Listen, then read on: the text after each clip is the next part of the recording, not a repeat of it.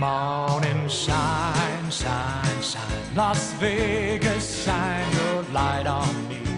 Welcome to Las Vegas Tonight. Join award-winning host Dale Davidson as he interviews the most remarkable people you'll find in the entertainment capital of the world. You'll meet entertainers, sports figures, newsmakers, community and business leaders, and people just like you with stories that'll touch your heart. Now, here's Dale Davidson. Welcome to Las Vegas Tonight. I'm your host, Dale Davidson. Each and every week we bring you fascinating guests. Boy, we've outdone ourselves this time. He's a return guest. His name is Kristopher Dahir. He is Pastor Dahir. He is Professor Dahir. He is Councilman Dahir. And in his spare time, he has a family. Yes, a wonderful family. Yeah. Good seeing you. And we've been friends a long time, Yes. so it's great to see you again. Thanks for coming back. Honored to be here, and it's always good to come into town and to be here. And we're actually here in town on doing some great work as well. It's That's exciting. wonderful. We want to hear about that as well. Let's first and foremost, for those who watched you last time on the show, you were talking about the Veterans Memorial up in Sparks, right? Yeah, so it's exciting. It's in Sparks at the marina. So if you've ever been up there, if you've ever been to Reno, a lot of people know where Reno is. If you wouldn't know when Sparks started because it's right there, you know. It's so like Henderson to Las Vegas. Exactly. You wouldn't know, and you went from the other, and you know you're so close that you see Sparks, as however you want to put that in there. But it's right there, and but it's a statewide memorial. And this memorial, we have 894 names to put on that memorial. They were all Nevada service people. All Nevada service people from the state of Nevada, and that's from the time of the Civil War. Now, when we talked about it, it was an idea that we said, hey, we're doing this. We don't know when, how, what. We have a lot of things together. Well, now we have a full 3D rendering that we also started our groundbreak. We had a groundbreaking the other day. Wow, congratulations. Oh, we had over 600 people at this groundbreaking on a Friday. It was truly an amazing thing. You know, it's funny, even when we got started, people said, how many people you think? And I kept thinking, man, if 30 people show up, I'll be happy. It's on a Friday. And it's kind of, and the weather's questionable. And all we have things to do. We have dates to go on. It was amazing. My wife got to sing at it and stuff. But the neat thing about it is not just a memorial with a wall, because we have a lot of that happening, and those are wonderful. But this is a large area that will be a place for gathering, but it's also an education piece, which to us is kind of what has really driven us to really stay on task of this. Yeah. Working with teenagers and working with the next generation, a lot of times they have no idea what this freedom really means, or where it came from, or how much they should honor it, and so they don't realize what the cost was. And so I think these names do that. But we're also going to create a thing around the whole portion of the marina where you get to walk up and you'll see, oh, what was the Vietnam War about? Oh, this is what happened. That's great. And you'll get to see pictures. And we're even doing an interactive thing online that we're working with a few different, like Switch and some of those groups. Wow. So it's exciting to see what's happening. The whole community up there is getting behind it. But the key to this is it's statewide memorial. So whatever... if you live in the state of Nevada, whatever county you're in, you're going to have people from your county on that wall. And we even have a tree that represents every county. Wow. But it's a statewide. It has every line of military. They're going to be there. The Marines. You have Army, Navy. Coast Guard. Each of them are going to be listed. Air Force. And then we have a bench for them. It's just exciting to see. It all come together, and we had our groundbreaking. So everything is beginning. The first phase is moving forward. That's wonderful. Oh, it's exciting. That's really exciting. You had early on, and it's wonderful to see an idea come to fruition. And I got to see right at the outset of this.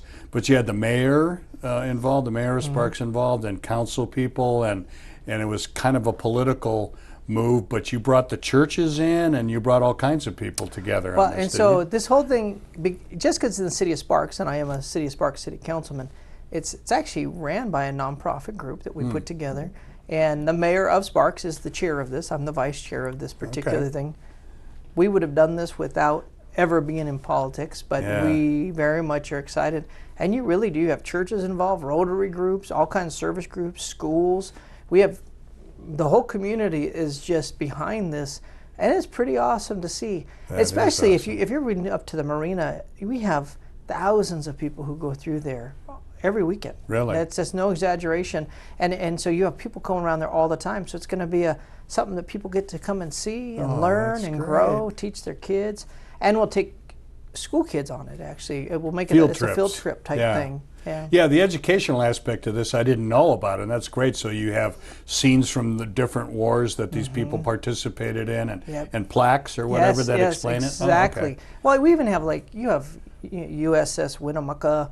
You have I'm sure we probably have some Navy boat from down here that's also went. Yeah. So each of those would be listed, showing what Nevada has brought to the table. Oh, yeah. And our role is significant. We have done awesome things. Every life is significant, but man, we have quite a story to tell. Yeah.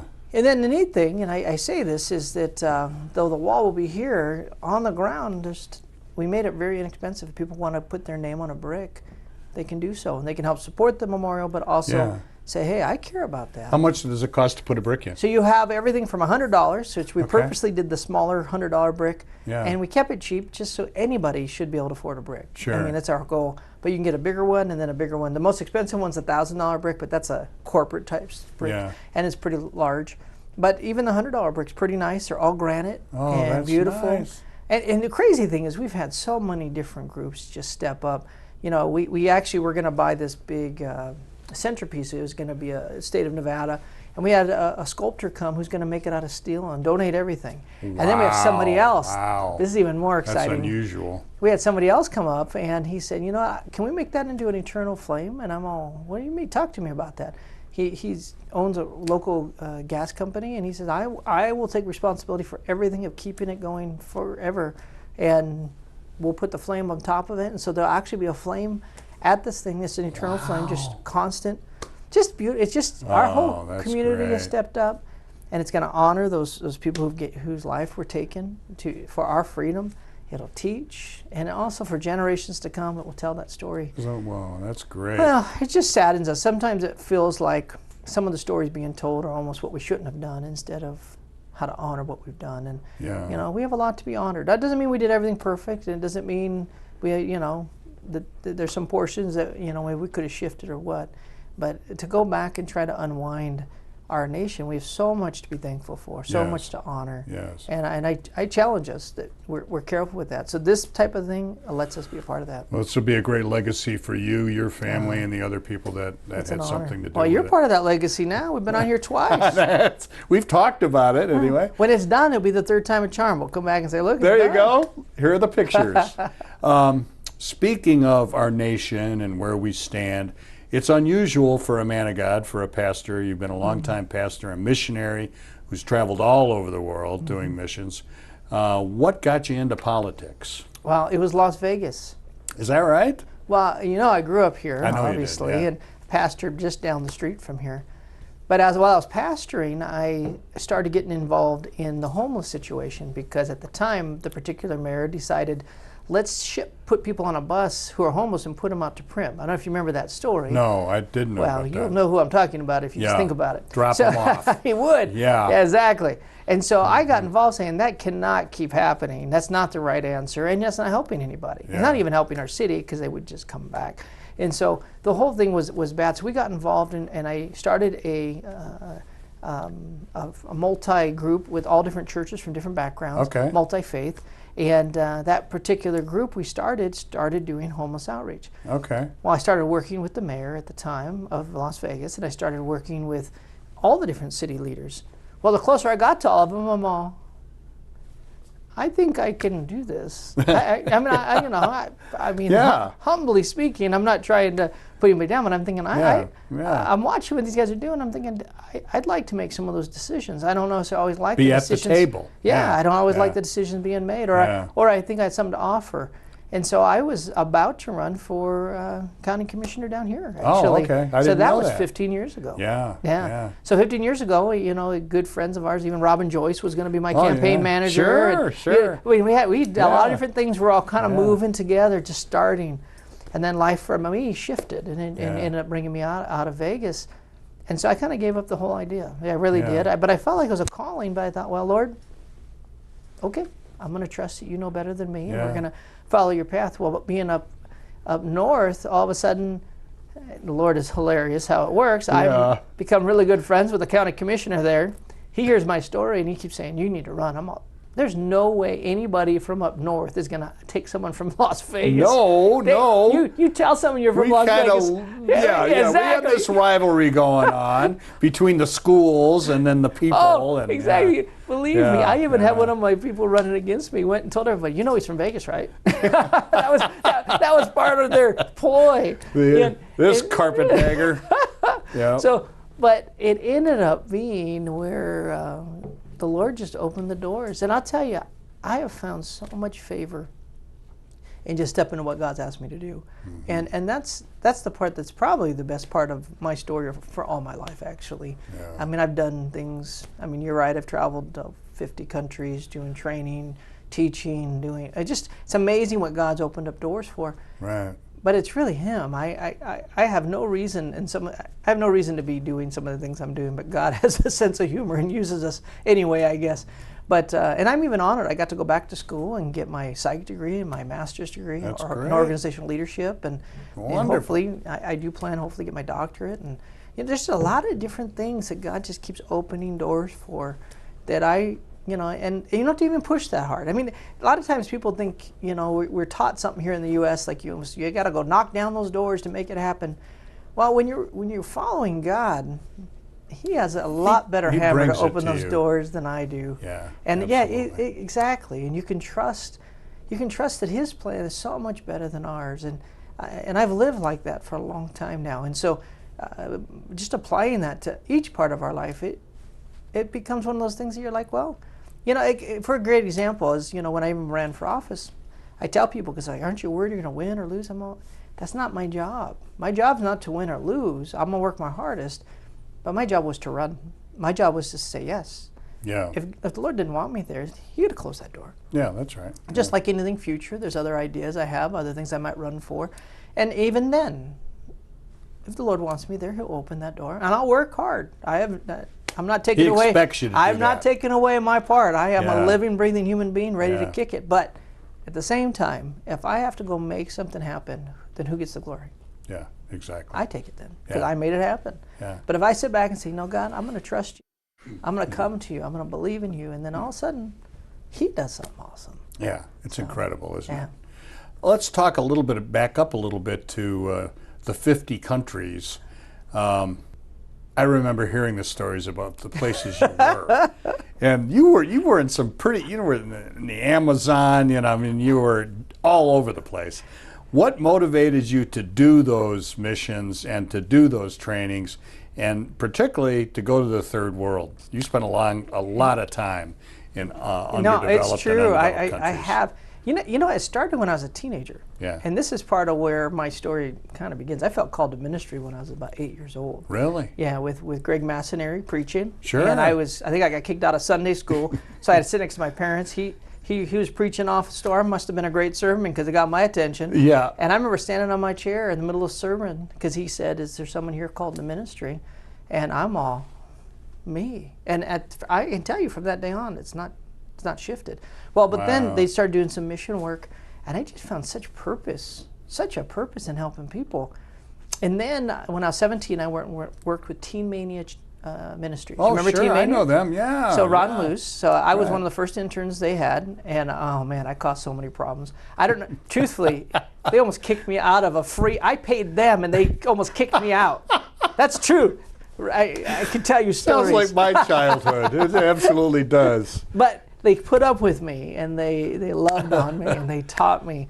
But during that time, I got to go all over. Like I was in Venezuela when I was 17 years old for 2 months. I mean, that's the thing. If people don't really realize, back then that was 27 years ago, 28 years ago. Right. And Venezuela at that time was a capitalist country. It was. And at that and doing very well. Well, it was one of the strongest in the region. Even Right. they were called Little America at the time. Actually, they touted it, and everyone agreed with it because they were growing like we were. Yeah, and they had city service stations until up here socialism through stepped the in, US. and they are where they're at within 20 years, 25 years. If that's not a lesson as to how well not. Socialism works. But that's my Venezuela is a perfect example. That's my point. Yeah. Well, but being there, I got to travel around. I got to go way out into all the jungles. It was amazing. Wow. And I'll tell you, we got to go. My favorite probably was I somehow, after years, talked my wife into going with me to Panama. Out in the Darien. We're out in this crazy little handmade boat, and we're crocodile hunting. Wow. My bride is so tough. She only cried like 188 times, but it was awesome. She didn't push you out of the boat, which she had every right to do, I'm thinking. Well, the crazy thing, so Panama, so one of the reasons we went there is that there's a guy that he's still living, and he lived there for 30 years. I think it was 30 years, maybe 20 years, but he translated their native tongue and made the Bible into their native tongue. Oh, his name is Dick Scott. Awesome man of God, loves the Lord, and he lived there. I got to stay in the little hut he lived in for 20 years. Dude, wow. My wife barely made it like 4 days. This guy lived there for years. But he translated the whole Bible, which also gave them actually written language. It's the first written language they had. Well, that whole area now has other books and can read, and they're learning. Well, what that did, though, to this whole region in the Darien, each of them have kings, quite literal kings. Now, they don't wear a crown, but they are known as the king. You do nothing in that community if the king didn't say so. Yeah. Well, they've decided there's no other church coming into the Darien except Foursquare churches because they translated our language for us. So there are, even to this day, still pockets of villages that are waiting for someone to come, build them a church, and then they will assign a pastor. God bless him. And so it was Dick amazing. Scott, that's well, amazing. but we got to go. I went to like 7 different villages and got to put churches in and then install the pastor and pray over the pastor. And usually, God you know who bless became the pastor? The king. Yeah, that's right, of course. Oh yeah, he's all. Of course. I'm the pastor. He's the boss. He's the boss. He's the boss. Which means that whole. I mean, so you talk about touching the world for Christ, and that's. I mean, I would never have come up with that plan. That is hilarious, amazing. What an amazing What plan. a God thing. God does that. Yeah. We need to take a brief break. Thanks so much. We're gonna talk with Michael Williams, who's a student of the university you work for, Multnomah, during our next segment. And then you and I are going to come back and wrap things up. And I got some pretty good questions to ask you, I think. Fantastic. We'll be back with Michael Williams right after this. A potential audience of more than 50 million people is reached every week by Las Vegas Tonight. To keep the important message of Christ's love on the air, we need your prayers and financial blessings. Please send your tax-deductible gift to Dale Davidson Ministries, 9030 West Sahara Avenue, number 255, Las Vegas, Nevada, 89117. For a donation of $25 or more, we'll send you a copy of Dale Davidson's new book, Las Vegas Tonight, From Sin City to Vegas Saints. You'll love these inspiring stories of Las Vegas Christians who are changing the world. Or donate to the ministry, or order Dale's book by going to vegassaints.org. That's vegassaints.org. Or call us today at 702-480-3989. That's 480-3989. God bless you. Hello, I'm Dale Davidson. I hope you're enjoying Las Vegas Tonight. The guests we've had on the program are wonderful examples of Christians who take seriously Christ's command to love one another. In addition to the hundreds of television stations across the United States now carrying our show, we have been presented with the outstanding opportunity to bring these inspiring stories to people around the world. An international satellite network in the Russian and Ukrainian languages has asked us to provide them with episodes to be broadcast to millions. To make a gift to support this very special effort, please send your check or money order to Dale Davidson Ministries, 9030 West Sahara Avenue, number 255, Las Vegas, Nevada, 89117. To use your credit or debit card, call 702-480-3989. Thank you, and God bless you. Drawn by the lights, glamour, and opportunities in Sin City, they come from all over the world, searching for their chance to be a pretty woman, a success, or maybe just to have a better life. Be somebody. What happened after they got here is literally changing the world. From the story of Tommy Scott, a former gang enforcer turned Christian evangelist, to the Hookers for Jesus Outreach Ministry, to the heart-wrenching story of Arturo Martinez and his heroic act of forgiving the man who assaulted and murdered his wife and 10-year-old daughter. Las Vegas Tonight presents an extraordinary depiction of Las Vegas as a city of transformation, from Sin City to Vegas Saints. Las Vegas Tonight, from Sin City to Vegas Saints, a collection of true stories of transformation, people whose lives were transformed, and people who are now transforming the world. And welcome back to Las Vegas Tonight. As promised, we have a very special guest with us. Pastor Kristopher has worked with him at Multnomah University.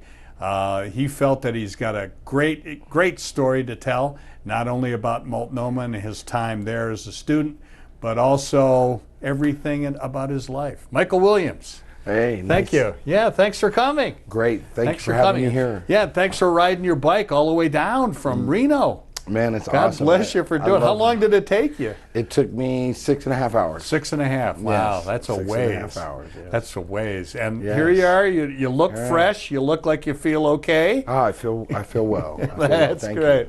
Tell us a little bit about yourself. Did you grow up in Nevada? Or? Well, I was born in Susanville, California. Okay. And we grew up mostly in Herlong, California, which is an Army base about 60-something miles north of Reno. Oh, okay. Is that right? Okay. So, yeah, my mom worked for the government, and my father helped with the railroad. Oh, okay. So he worked out there, too, and so, yeah. Yeah. You have siblings? Yeah, I have an older brother. Okay. He's a year and 7 months older than I am. Wow, that's great. Yeah. I bet you guys duked it out a little bit when you were that age, huh? He beat me up a lot. I have 4 sons. You don't have to tell me about any of this. And 2 of them were pretty close, too. They were about 14 months apart. Right. Yeah. And then it was hard to tell, who was going to win any given moment, but usually the older one did. Right. That goes. So tell me about your early childhood. Did you go to public school? What was your backstory there? Yeah, we grew up, it's a small little community there on the Army base, and so it was, I think there was something like 20-something people that graduated for that's small class. Any given year. Yeah. So it was really small there, and I played sports off and on. I played soccer. I was really good at that. Oh, okay. And played basketball, and I played football, but I was only the kicker because I was really good at kicking the ball. So because of the volleyball. Because the soccer. I mean ball. soccer. What am I talking about? Volleyball. Okay. Yeah, soccer. Yeah. And so so we grew up in this small knit community there, and it was just pretty awesome. Just growing up, having that little interaction.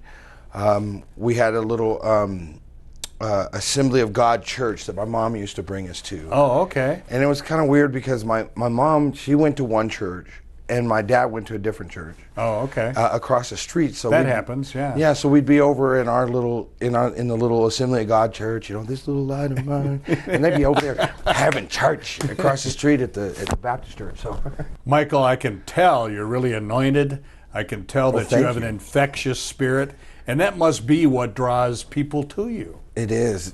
Quite honestly, I mean, I do a lot with acronyms as well, and it's joy, right? It's Jesus and you, and there's nothing in the middle of it. Right. And that to me really is where it comes, is because I started realizing that it wasn't a religion, it was a relationship. It wasn't what I could do or where I could go or how things would be. It was just like, he just wanted to have this personal relationship with me. Sure. And when you find out that the creator of all the universe wants nothing better but to just be a part of who you are and what you're doing and walk with you in these things, that's how we get to a closer relationship with even people. I think that this starts to break down the barriers, because now you start to you're genuine. People realize, they're like, wow, this guy has love, and he has love for me. Yeah. And why? I mean, there's so many different things that have happened in my life with being here as the chaplain for the CMA. I've gotten to a place, and I had asked God. I was like, God, why would you have this rapper, right? Why would you have this gospel rapper? Why would you have him be the chaplain of a CMA? Christian Motorcycle Association. Why would you do that? But he revealed it to me through a couple of different ways. There's certain groups that wouldn't talk to me because of my skin color. Oh, let's just be honest. that still goes on. But the fact of the matter is that when one of their members go down, they need a chaplain, and God says they're going to get you. Yeah, that's right? So God is awesome. He's very strategic. And so we get here, and now the whole thing's changed because he's sending somebody who doesn't care who's there. All we care about is their soul. When we get there, it doesn't matter what you've done, where you've been. This could be your last breath. Let it be Jesus when it speaks. Right? And so that's just the way that we've just impacted this world.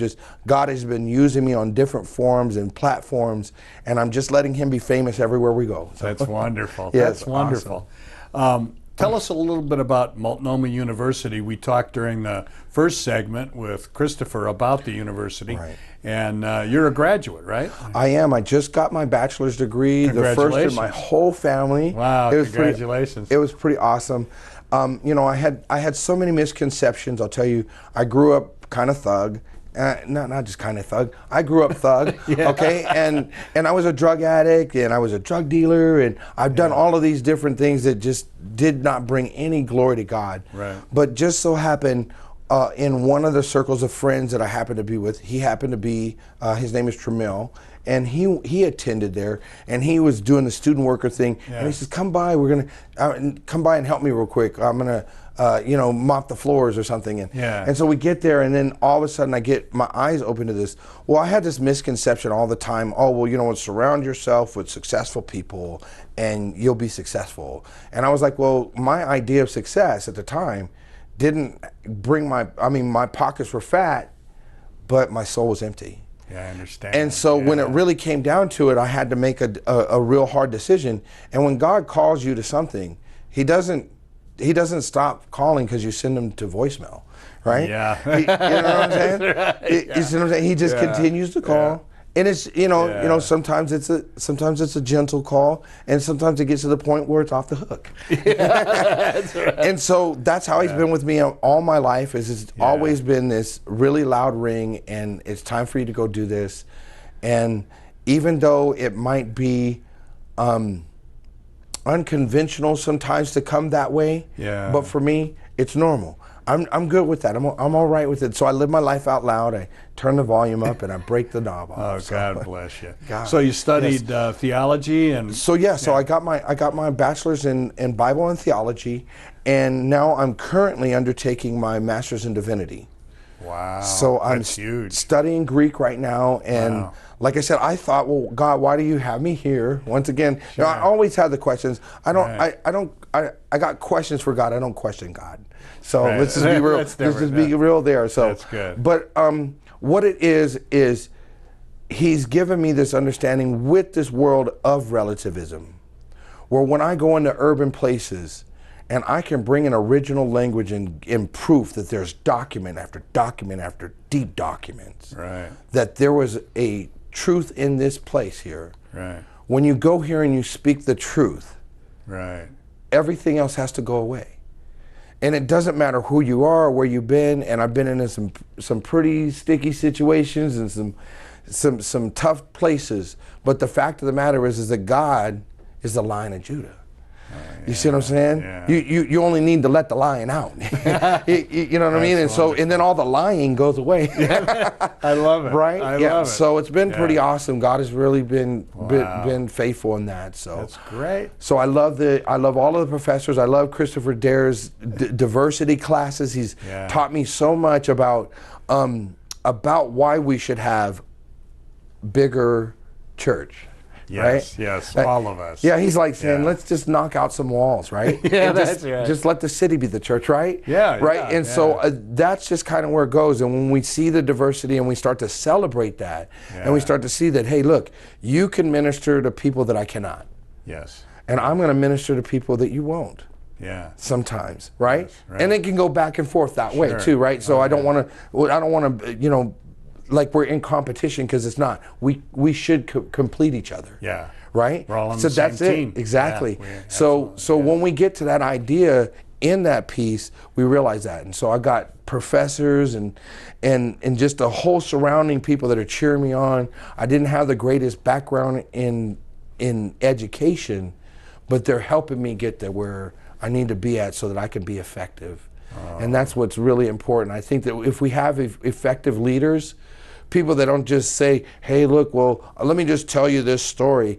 Well, people nowadays are Googling to find out whether or not God's dead or not, right? Right, yeah. So your degree better be better than a Google search. I love it. I Amen. love it. Yeah. Yeah. I'm sorry to say we're out of time. God worries. bless you. What an honor to meet you. It's terrific work you're doing, and you said some pretty profound things today, brother. Well, I thank you, and I really appreciate you bringing me here. Oh, and you bet. And I'd just love to come back anytime. I want you to. That's my next offer. Yes, next time sir. you're in town, we'll do a whole show with you. Hey, let's do it. Okay. God bless you. Michael Williams, what a great guy. We'll be back with Kristopher Dahir to wrap things up right after this. A potential audience of more than 50 million people is reached every week by Las Vegas Tonight. To keep the important message of Christ's love on the air, we need your prayers and financial blessings. Please send your tax-deductible gift to Dale Davidson Ministries, 9030 West Sahara Avenue, number 255, Las Vegas, Nevada, 89117. For a donation of $25 or more, we'll send you a copy of Dale Davidson's new book, Las Vegas Tonight, From Sin City to Vegas Saints. You'll love these inspiring stories of Las Vegas Christians who are changing the world. Or donate to the ministry, or order Dale's book by going to vegassaints.org. That's vegassaints.org. Or call us today at 702-480-3989. That's 480-3989. God bless you. Hello, I'm Dale Davidson. I hope you're enjoying Las Vegas Tonight. The guests we've had on the program are wonderful examples of Christians who take seriously Christ's command to love one another. In addition to the hundreds of television stations across the United States now carrying our show, we have been presented with the outstanding opportunity to bring these inspiring stories to people around the world. An international satellite network in the Russian and Ukrainian languages has asked us to provide them with episodes to be broadcast to millions. To make a gift to support this very special effort, please send your check or money order to Dale Davidson Ministries, 9030 West Sahara Avenue, number 255, Las Vegas, Nevada, 89117. To use your credit or debit card, call 702-480-3989. Thank you, and God bless you. Drawn by the lights, glamour, and opportunities in Sin City, they come from all over the world, searching for their chance to be a pretty woman, a success, or maybe just to have a better life. Be somebody. What happened after they got here is literally changing the world. From the story of Tommy Scott, a former gang enforcer turned Christian evangelist, to the Hookers for Jesus Outreach Ministry, to the heart-wrenching story of Arturo Martinez and his heroic act of forgiving the man who assaulted and murdered his wife and 10-year-old daughter. Las Vegas Tonight presents an extraordinary depiction of Las Vegas as a city of transformation, from Sin City to Vegas Saints. Las Vegas Tonight, From Sin City to Vegas Saints, a collection of true stories of transformation, people whose lives were transformed, and people who are now transforming the world. Welcome back to Las Vegas Tonight. We're in our third, and I'm sorry to say final, segment of this terrific show. Michael Williams was a great guest. Good man. He's a wonderful example, I think, of what Multnomah is doing. And tell us a little bit about the university and what your plans are for Nevada. So Multnomah University is based out of Portland, Oregon. So it's important that you know that, because we're going to talk about it in the north in Reno, and you're like, what's going on? Where's Multnomah there? We actually have a campus there as well. Okay. And we are expanding that throughout the whole state. So we have a license. We're fully accredited. Oh, that's great. And as a university. So any of our credits transfer into UNLV, UNR, or wherever else you want to go. Oh, okay. And so it's pretty exciting to see all that. So I have the honor of being a professor for them for the last 4 years about. Right. And I teach a lot of the leadership, the practical pastoring, all that kind of stuff. But as of late, probably the last year, we've been working as the Ministry of Development of, and so kind of stepping in, trying to bring Multnomah down to Las Vegas. Oh, okay. And so it's really needed here. Well, Kristopher. it's Yeah. excited. You know, and looking at it, it definitely feels like we're going to fill a hole for a few reasons. One is just ministry-wise, we have to continue to sharpen our skills. And it's so hard because it's so easy to get in the rut of what we do, thinking we know what we're doing. Yeah, yeah. But we don't see that the results. Always a delusion. Yeah, it is. It is. And so for me, I had the honor of pastoring for now last 26 years. So I get to bring that to the table. But we're doing these practicums that are very exciting. That's why I'm here tonight, actually. Yeah. I'll be here tonight hanging out, and I'll be teaching a whole practicum on diversity. So Okay. what we do is we try to find things that can help students or help pastors or help leaders really grow in what they're facing every day. This idea of diversity, well, our world defines it one way. Oh, Well, yeah. it's not really a biblical diversity. That's not really the definition that it used to be or what the Bible would say.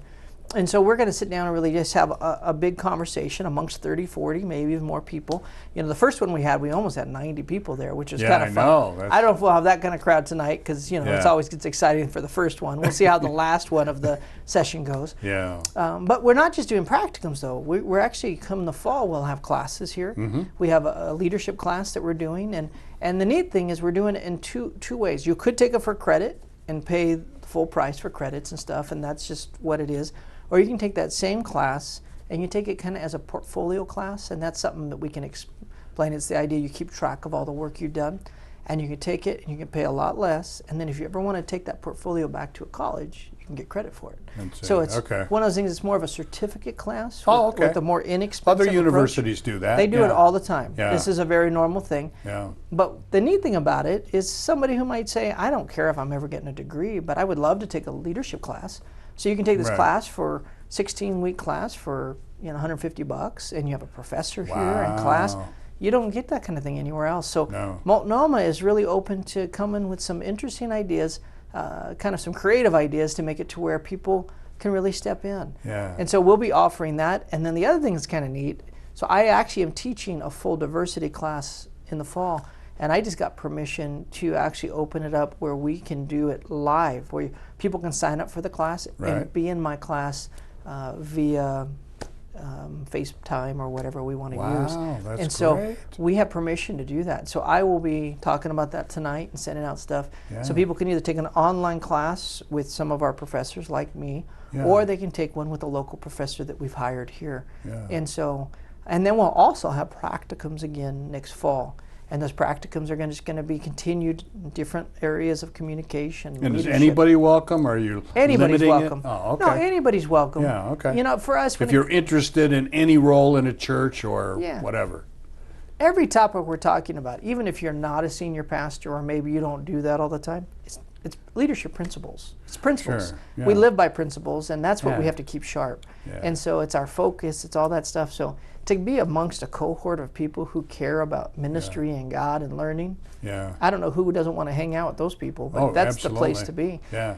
So that's the kind of stuff we're going to do, and you know, and if I do a good job, I might even talk you into teaching a class. I love teaching. Yeah, I was going to say, I know love it. teaching. I Yeah, I'm thi- doing it right now, So- and I have to travel a ways down to San Diego to do it. But I'll tell you, it really reinvigorates me, you know, because these kids are just full of questions.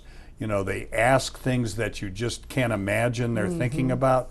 They're surprisingly mature, a lot of them for their age, and they're facing some problems because of what's going on in our nation, what's going on in our culture, that you know, old guys like me didn't have to face. It is know? very different. I tell you, and we just got done finished talking to Michael, and he's a great example. We have many others who had a whole other life before getting Yeah. to this place where they knew they wanted to do this. Yeah. But God has taken every bit of it, Sure. every bit of it, and turned it around and allowed it to be part of His story. Yeah. And I just say there's a lot of people who discount themselves, that they could never be used by God like this. But I disagree. I think yeah. every one of us are at a place that God has a purpose for us. We have lives to touch. I mean, we're only here to be as ambassadors. I mean, Sure. as soon as you give your life to Christ, why are Yeah. we still here? Take me away. I'm just going to screw this thing up. Why leave me here except for the one purpose of being an ambassador for Him? Yeah. I mean, we get to enjoy a Do few the other job, things. I love yeah. being married. I love having kids. I love all that stuff.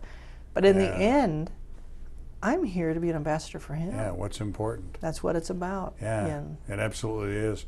And I'll never get over the fact that, and this happened a few years ago when I first started teaching at this college, I'll never get over the fact that I say things and kids write them down. You know, I'm like, you're actually writing that down like I know what I'm talking about. It works that well. It works that well. I've truly enjoyed teaching, though, and it's great being amongst other peers, other students, and I actually learn a lot from our students. I think iron sharpens iron, and you know, we have full conversations that, you know, I even tell them, you know, don't just take that, but if you disagree, I want to know what it is and why. Yeah. Because maybe you're right. There you go. Maybe I need to learn from you something. Yeah. I've had that happen in the classroom. Exactly.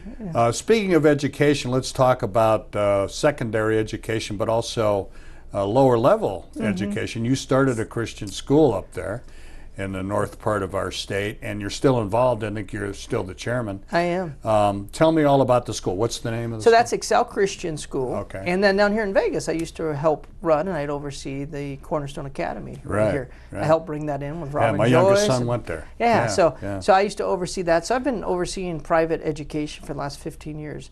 And I just tell you, it's a valuable resource.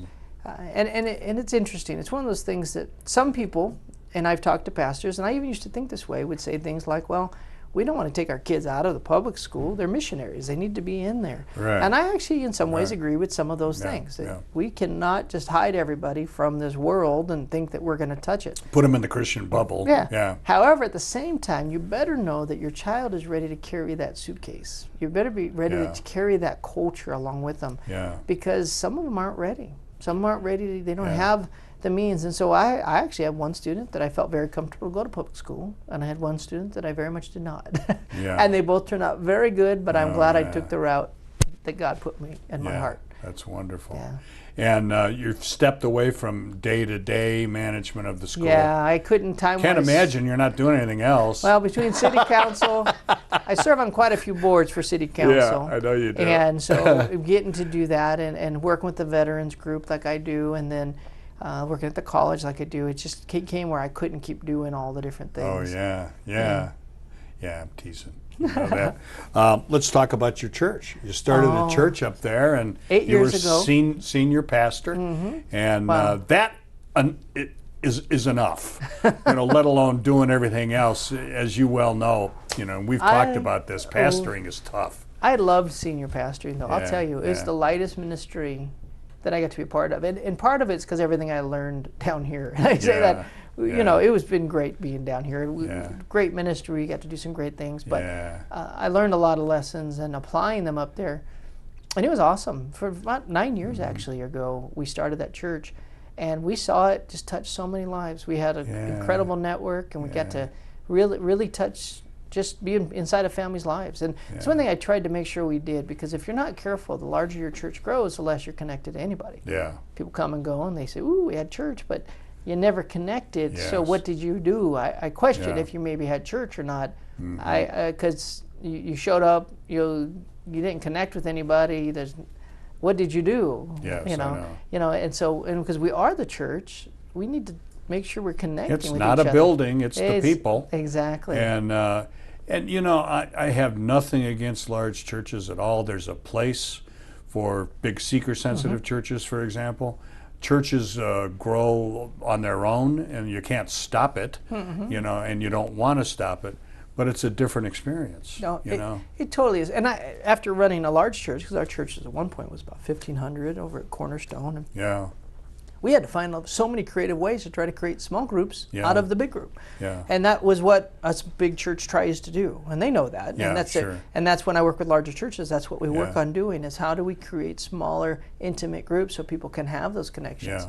Well, when you have a church of 180, you know, and my church even one time stayed around 50 for a long time, you know, and you really get to know them. And you know the families. It was, you know where they're at. It was great, and we got to walk with them and know them. So It's been good. As Yeah. of now, though, I have folded our church in with another church, Yeah. which has been fantastic. Yeah. That's great. There's a few things I miss. There's a good synergy. Oh, there going on. is. Yeah. There is. The senior pastor does an awesome job. He's a good man. He's definitely done a good job of putting his arms around everybody. And then I get to just kind of be more of a consultant for him, or a pastor that helps, and I teach and I share. And great. but my travels don't impede the life of the church, because that's the hard part about being a small church. That's kind of what happened. Yeah. Yeah. You leave and they feel like they've lost the head of the whole thing and the feeling that it all had. Okay, we need to hear about Kenya. Okay, Kenya. Yeah. So just real quickly, if you remember a name, Marty Ward Community for Christ. Marty Ward went over. She was, she told us she was 65 when she went. She really was 75. She lied to us. She did. And she came back after a year and said, here's the reason I lied, is you wouldn't have let me go. But I felt so bad the whole year. You know, we thought when she was going to confess that she did something bad in Africa, we're like, oh, but she was 75 when she first went. Wow. Well, she went back for about 6-7 years and ended up dying. And from malaria, because she gave her medicine to somebody. Oh, Lord. Well, she'd go every year, and as the missions pastor at Cornerstone, I watched it, and it was exciting. But I always, just kind of was like, yeah, you're doing your thing, and it was time to go back and help with her funeral. And Greg Masonary was supposed to go. What a great man of God Greg is, and what a great influence and mentor he's without been question to you. Yeah. But this time he made me mad. Really? Because he that was could supposed to happen. go. Oh. And he says, I'm not going. I can't go. So you have to go. Well, I had just gotten back from another trip. I should have been traveling again, and that was going to be a 3-week trip. Wow. And I remember sitting there going, I don't want to go. Yeah, I don't want to. yeah. And so I ended up going, and my wife was good with it, and ended up, I'll tell you what, being there, I got to see what Marty put together. Well, I showed up, and we had a pastor's conference of 600 people. Oh, my Lord. All thanking Marty Ward for what she had done. And I got to see, I was so humbled. I got to tell you, I sat back just looking, going, why wasn't I more involved in what she was doing? Why couldn't I see it? And then even being there, meeting some of those people, they're still the dearest friends. I remember sitting there and having church with them. And I finished, I think I went about 2 hours in my teaching, because I was going long. Yeah. I got done. They're sitting on wood benches, and we're sitting there. And so I'm done, and then so I stop and I pray for him, and the guy comes up and says, "You're done?" And I'm all, "Yeah." He goes, "They're not done." I had to teach another 3 hours. Oh, they my sat there on Lord. that. They weren't going to move. We took a little break, and they came right back, and I taught the rest of my sermons. I lost my voice that food trip because they just were so. They would just You used sit. it all up, It didn't was you? gone. Oh, and me to lose my voice, that's a bad day. Yeah, But that's man, it was so humbling, and there's funny stories as well, scary stories. But in the very end, I'd leave just looking at that trip as it was a turning point probably for me in ministry. Wow. Just because God took Kristopher, What a who thought he blessing. knew so much, and What a learned I blessing. know very little. Well, thanks for the story. We only have a couple of minutes left, Chris, but I'd love for you to directly address our audience. We have millions of people around the world, thank God, that watch this show. And let's give them an opportunity to come to Christ and say whatever you like. Amen. So I would share this. In my life, I have seen God take a man like me who really not very talented, and I say that I can't sing. You don't want me to sing, trust me. I only do so much, and the Lord took my life and said, I have a purpose for you. And when He speaks life into your life, you're going to find that your reason for living changes. Now, here's the greatest thing, is that He made the way. He is the one that came and gave us life so we could have life. A lot of times we tend to go out and live this life where we think we're filling our life with all this goodness. We think it's good until it turns sour. And all of a sudden it turns sour and we don't know what to do. Well, here's the great news, is God said, the Bible tells us that Jesus came, and He loved us while we were still sinners. He loved us while we were still broken, while we still were empty, and He saw value in us. He didn't just see value of what He's going to do, but He saw what He can do in your life and through your life. And He says, you know what, I have a purpose for you. I have a reason for you to live. And here's the greatest thing. You don't have to jump high enough to get that love. You don't have to all of a sudden do a particular thing. It's just surrender. So for me, and this is my challenge to everybody out there, if you want to know Jesus Christ as your personal Savior, it pretty much is this: Jesus, forgive me of my sins. Jesus, I repent. Jesus, I surrender. And when in that process, you start learning about Him, and then He takes you on this amazing journey. But He says it's all about what He's done, not about what I've done, not about what you've done. That means your past, that's not a factor. It means your present fears are not a factor. Your fear of your future, not a factor, because He did the work of it. So if we come and we grab onto Him, He has every step laid out for us. All you got to do is reach out to Him. Can I pray with you now? Lord, I come to you and I pray right now for everyone listening. And I'd ask if you're out there and you're listening and you want to give your life to the Lord. Yes, Lord. That you'd say this prayer with me. Dear Lord, I come to you right now. Lord, I pray that you show me who you are. Lord, I pray that you, in a way that you only can do, speak into my heart. Father, forgive me of my sins. Show me how to believe. Show me how to follow you. Show me how to live for you. Lord, I accept you as King and ruler of my life. Yes, Lord. In Jesus' name, amen. And amen. Christopher, thanks for coming. Honor. And a standing offer from us to you. Come by next time you're in town. Awesome. Thank you Okay, so much. God bless you. Kristopher Dahir, wonderful man. We really appreciate him coming. And as I say each and every show, or at least I try to remember when it comes to Christ, please walk with Him. A potential audience of more than 50 million people is reached every week by Las Vegas Tonight. To keep the important message of Christ's love on the air, we need your prayers and financial blessings.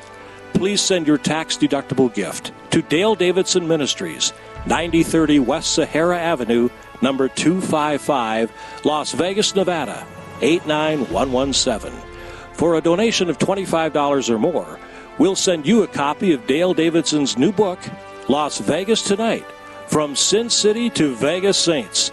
You'll love these inspiring stories of Las Vegas Christians who are changing the world. Or donate to the ministry, or order Dale's book by going to vegassaints.org.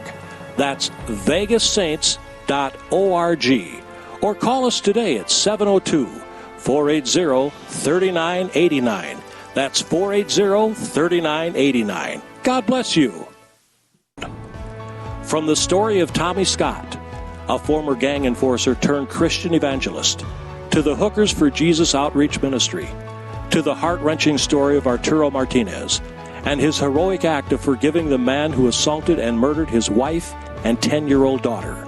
Las Vegas Tonight presents an extraordinary depiction of Las Vegas as a city of transformation, from Sin City to Vegas Saints. Las Vegas Tonight, From Sin City to Vegas Saints, a collection of true stories of transformation, people whose lives were transformed, and people who are now transforming the world. Hello, I'm Dale Davidson. I hope you've enjoyed this episode of Las Vegas Tonight. Allow me to take just a few moments to let you know how you can learn more about some of the fascinating guests that I've interviewed. My new book, Las Vegas Tonight, From Sin City to Vegas Saints, is now available around the world. In it, I profile amazing people who make Las Vegas something much more than just a place to party. These compelling stories often tell of people who came to Las Vegas for reasons much different than the innovative ministries they ended up leading right here in Sin City. Take, for example, Tommy Scott, known as Hitman to his fellow members of an infamous gang in South Central Los Angeles.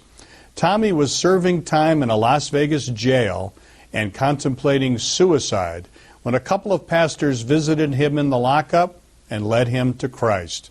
Tommy immediately began studying the Word and has become an on-fire evangelist and Christian author. Then there's Annie Meadows. Annie began life in a rural part of Kentucky, increasingly was fascinated with the occult, and eventually became a full-fledged witch.